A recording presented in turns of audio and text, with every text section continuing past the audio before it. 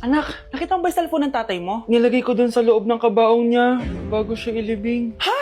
Ba't mo naman ginawa yun, anak? May mga importante laman doon. Baka sakaling buhay pa siya para matawagan niya ako. Ay, Diyos ko talaga tong batang to.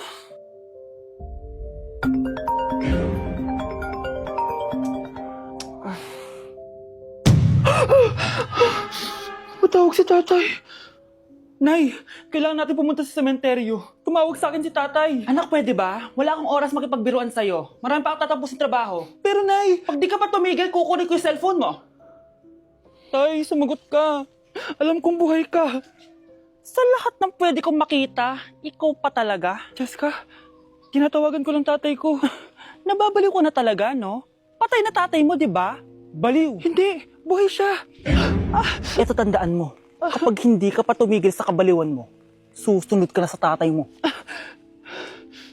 Sinabihan akong baliw ni Jessica tapos sinaktan niya ako. Totoo naman, di ba? Nabuhay ka.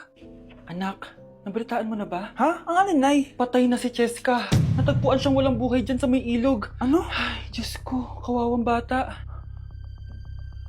Tay, sumagot ka na please. Ikaw!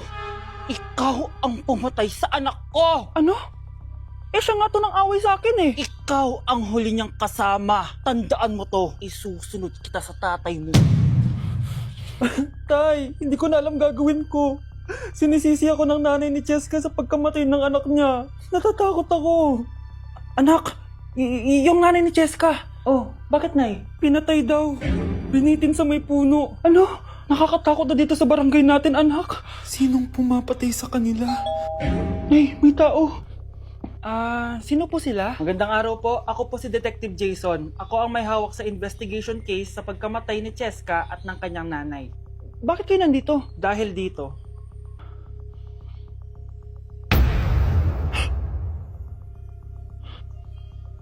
Nay, ikaw pumatay sa kanila? Oo, anak. Narinig ko lahat ng mga sumbong mo sa tatay mo. Cellphone ni tatay. Pinangako ko sa tatay mo bago siya mamatay na poprotektahan kita. Kahit makapatay man ako ng tao. Sumama ka sa akin, ma'am, para ma-interview ka namin. Tandaan mo to, anak. Kahit nasa kulungan ako, poprotektahan kita.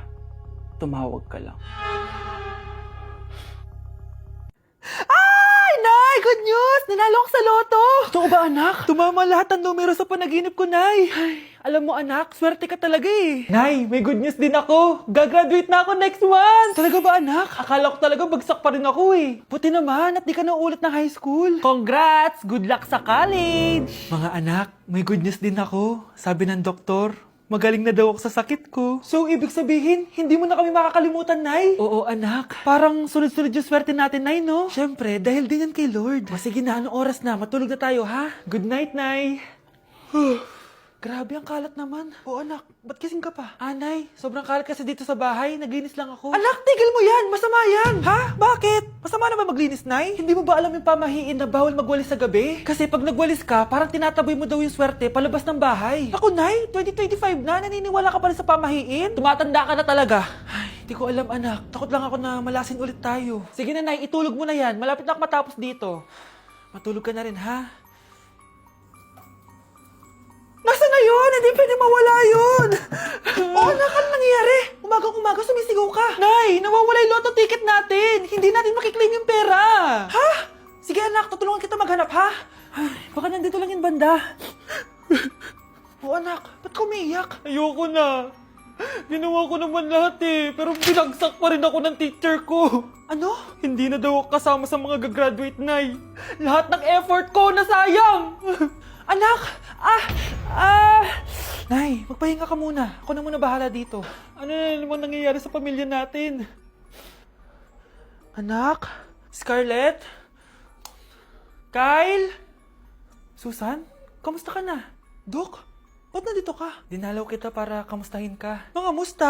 Eh di ba sabi niyo magaling na ako, Dok? Yun din nakakala ko. Ha? Teka lang, nakita mo ba yung mga anak ko? Susan, matagal nang patay ang mga anak mo. Ha? Hindi mo ba naaalala? Pareho silang na-depress. Si Scarlett dahil sa nawala niyang lotto ticket. Si Kyle naman dahil hindi nakagraduate. Kaya, ayun. Kailangan mo ulit maggamot, Susan. Dahil lumalala na naman ang demensya mo. Hey, Susan. Someone's calling. Hello, anak. Kamusta na kayo dyan? Padala ka ng 10,000 ha, dahil wala na kaming baon ng mga kapatid ko. Anak, pasensya ka na. Di mo na ako makakapagpadala ngayon. Di ba pumunta ka dyan para sa amin? Wala ka naman palang kwenta eh. Sige anak, gagawin ko ng paraan ha. Di na muna siguro ako bibili ng gamot para may maipadala ako. Ako? Wala na akong nanay, di ba? Sino yung tumatawag, te? Di ba nasa ibang bansa yung nanay niya? Ano naman gusto mo? Hello anak, buti naman sinagot mo na. Nagpadala pala ako sa inyo ng mga kapatid mo. Baon niyo yun tapos pampagawa na rin ng bahay. Okay. Ikaw na bahala dun ha. I love you. So ayun na nga. Hello Mars? Mars, alam mo ba, yung anak mo, lasing umuwi kagabi. May kasama pang lalaki. Baka ibang babae yun Mars ha. Hindi naman ganun yung anak ko. Sure ka ba talaga, Mars, na yung mga perang pinapadala mo, napupunta talaga sa baon at bahay nyo? O ano? Nakapagpadala ka na ba ng pera? Oo anak, nagpadala na ako kanina. Dagdagan mo ha, marami kaming bayarin ngayon. Anak, matanong ko lang, saan mo ginagastos yung mga pinapadala ko? Babe, ano ba? Oh babe, shot ka pa. Ano to, Scarlett, ha? Dito lang ba napupunta yung mga pinapadala ko sa'yo, ha? Mga alak at vape na yan? Ba't umuwi ka pa? Nagpakahirap ako sa ibang bansa para sa inyo ng mga kapatid mo. Simula nung iniwan mo kami, wala na kaming nanay. Sa tingin mo, ginusto ko to, ha? Wala akong choice, Scarlett. Ginawa ko to para sa inyo ng kapatid mo. Sa tingin mo ba ginusto namin na umalis ka? Nasanay kami na wala ka. Kaya okay kami kahit mawala ka. Nay! Una na kami Scarlett ha. Salamat po sa pagpunta. Oh, Scarlett, pinapabigay yan ng nanay mo bago siya mamatay. Ang laki nito, tita. Inipon ng nanay mo yan para sa inyo ng mga kapatid mo. Sana gamitin mo ng maayos. Kahit wala ka na, hindi mo pa rin kami pinapabayaan. Salamat, Nay. Sana yan ang makakapagpabago sa'yo, anak. Balang araw, babalikan din kita. Kinulong po ni nanay si Scarlett sa bodega. Ha? Anak? Anak? Walang iya talaga yung tita mo. Anak, sorry kung ngayon na ako nagpakita. Pinakulong kasi ako ng babaeng yan. Deserve mo makulong. Ikaw ang ikukulong namin dahil child abuse ang ginagawa mo. Ano? At hindi mo na din makukuha ang 50% ng mana. Hindi pwede! Nay, masaya ako na nandito ka na. At hindi na din tayo maghihirap dahil sa pamana ni tatay. Masaya din ako, anak. Siyempre kasama ka dito sa Manta.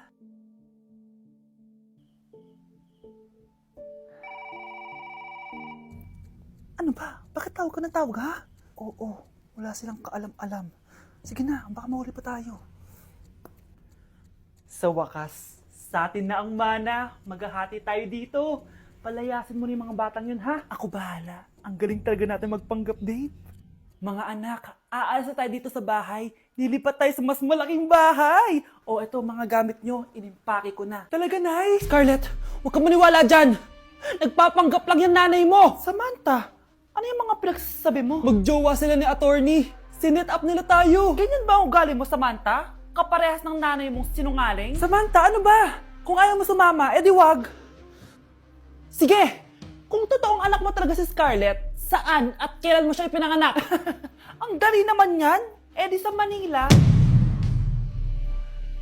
Pinanganak ako sa ibang bansa. Hindi ikaw ang nanay ko. Ay, oo nga pala, sa ibang bansa pala. Sorry, nakalimutan ko. Ang dami namang drama. Total, nasa amin na ang mana. Umalis na kayong dalawa. Kung ayaw niyong pati kayo, ipakulong ko. Kung meron mang makukulong, kayong dalawa yon. Salamat sa pagtawag, Samantha. Inaaresto kita, attorney, sa kasong panloloko. Palpak ka talaga! Naisahan niyo ako ngayon, ha? Hindi pa ako tapos sa inyo. Talagang sinira mo yung sarili mo, attorney, para sa pera. At ang dami mo na palang naloko. Samantha, huwag na tayo maghiwalay, please. Oo, Scarlett. Dito lang ako palagi sa tabi mo. Kayong dalawa, mag-ingat kayo palagi, ha? Gamitin niyo na maayos sa pamana ng tatay niyo. Salamat po. Ganda nito, oh. Sana maging successful yung pagbebenta ko ng damit noon, ha? Mahal, ang dami nating ibebenta mamaya. Manifest natin na makabenta kayo, Nay, para makaahon na tayo sa kahirapan. Hindi ako makapaniwalang nabili ko na yung pangarap kong tig 200,000 na relo. Wow, ang ganda niyan, Tay! Anak, tignan mo ito binili sa akin ng tatay mo. Diba ang ganda? Hala, di ba mahal yan, Nay? Mas mahal pa to sa bahay ng kapitbahay natin, no? Magbebenta ulit kami mamaya para mas marami tayong pera. Anak, binilang kita ng kotse. Gamitin mo to pag pupunta ka ng school, ha? Ha? Tay, di ko naman po kailangan ng kotse. Kaya ko naman po mag-commute. Gumastos pa tuloy kayo. Dami mo naman sinasabi, anak. Sige na, puntahan mo na sa labas. Wow! May sarili na akong sasakyan. Wow, ang ganda naman ng bagong kotse mo, Scarlett. Ah, salamat po. Hindi ka ba nagtataka, Scarlett, kung bakit ang bilis niyong yumaman? Galing yun sa pagbebenta ng damit nila nanay. Ang dami na nga nila mamahaling gamit ngayon eh. Sure ka ba? Na damit lang ang tinitinda nila? Nay, bumabagabag talaga sa isip ko kung bakit ang bilis nating yumaman. Ano ba talaga binibenta niyo ni tatay? Ano ka ba, anak? Malaki talagang kita sa pagbebenta ng damit. Pero, Nay... Wala nang pero-pero. Hindi ka ba masaya, anak? Na mayaman na tayo? Na nabibili natin lahat ng gusto natin? Sige na, mag-aayos pa ako ng benta ko. Mahal? Nakauwi ka na ba?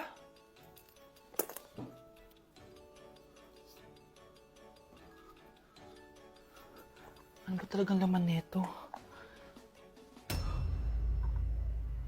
Nagbebenta sila ng laman loob ng tao.